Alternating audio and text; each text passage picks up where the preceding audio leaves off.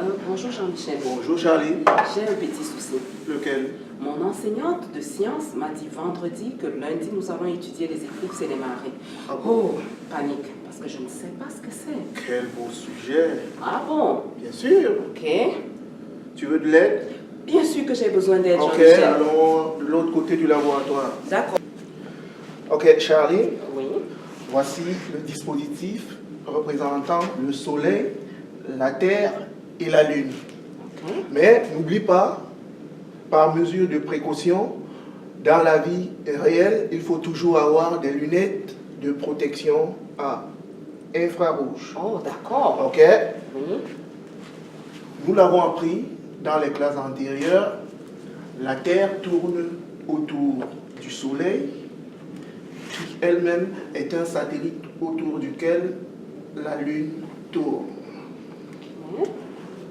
Quand le Soleil, la Lune et la Terre sont placés sur le même axe, un observateur qui se trouve, par exemple, à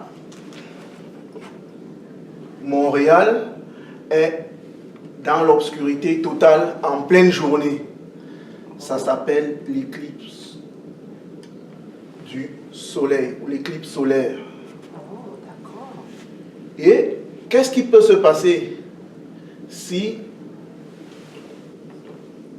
la Lune se retrouve de l'autre côté de la Terre?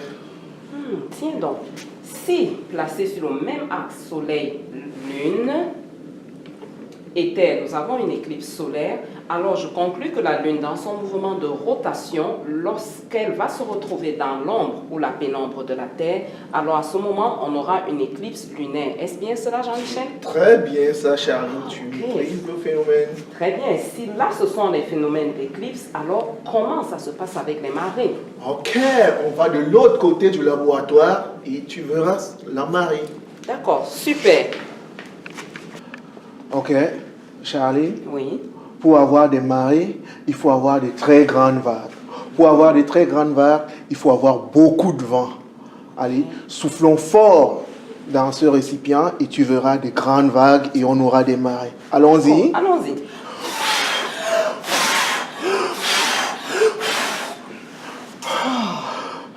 Jean-Michel, je pense que ton affaire, ça ne marche pas. Parce que là, je suis essoufflée et je ne vois pas de marée. Moi aussi, je le pense, Charlie.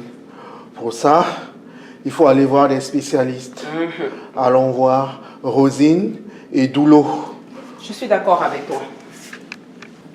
Ok, bonjour Rosine et bonjour Doulo. Bonjour. Nous sommes là parce que nous voulons comprendre le phénomène des marées. Est-ce que quelqu'un peut m'expliquer cela? Oui, nous allons vous expliquer ça tout de suite. Alors, pour expliquer ça, on va s'en servir du matériel qui est devant toi ici. Nous avons par là les soleils, nous avons la ligne au milieu ici, nous avons la Terre, et ça, ce fil que tu vois ici, là, ce fil noir, représente les océans. Alors, Madame Rosine va t'expliquer la première étape. Lors de la première étape, nous avons la nouvelle lune qui est présente ici et nous avons un alignement du soleil, de la lune et de la Terre.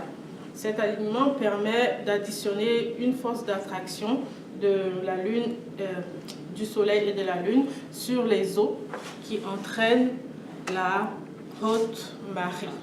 Donc on a de la haute marée de ce côté et on a la haute marée du côté opposé qui est due à une force centrifuge.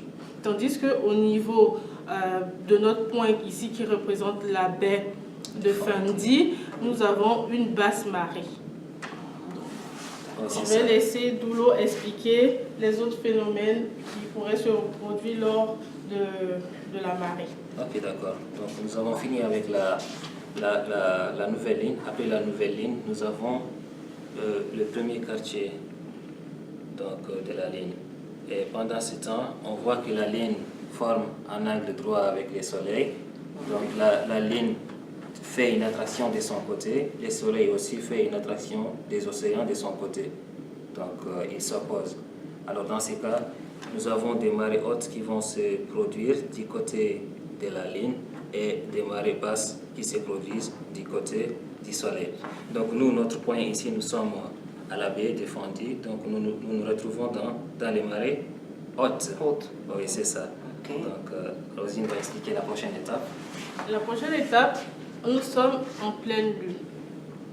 Et nous voyons encore le même phénomène. Il y a un alignement, mais la lune est du côté opposé cette fois-ci. Et l'attraction sur les océans provoque une haute marée de ce côté. Et nous avons également une basse marée du côté de la baie de Fundy. C'est ça. Alors, la dernière étape, c'est quand on est au dernier quartier de la ligne. Il va se positionner ici, là. Oui. Donc, c'est un peu comme le phénomène précédent. Donc, la ligne attire toujours de son côté, et le soleil de son côté encore. Donc, il y a les forces qui s'opposent. Donc, mais les océans, comme la ligne, c'est la plus proche de la Terre. Donc, il va se produire des marées hautes du côté de la ligne. Et notre point ici, là, la baie, eh bien, il y a une présence des marées hautes au niveau de notre point. Donc, c'est ça. Et du côté du soleil, il y a des marées basses. Donc, c'est en fait ça, le phénomène des marées en tout. D'accord. Donc, Bon. Si je vous ai bien compris, on observe 4 phénomènes avec les marées. Est-ce que c'est bien cela? oui, c'est ça. Et en fonction de la lune, on pourrait parler de vive eau et de mode eau. Lorsque nous sommes en nouvelle lune, on est en vive eau, tandis que lorsque nous sommes au quartier Du premier quartier, dernier quartier, on est en morte eau. exact. Très bien. Là, vous avez répondu à ma question parce que c'est ce que je voulais savoir. Merci. Merci, Doulou et Possible. Merci à toi aussi, bonne chance. Ok, merci. Bien. C'était tout pour les phénomènes d'éclipse et de marée. Bonne journée. Bye.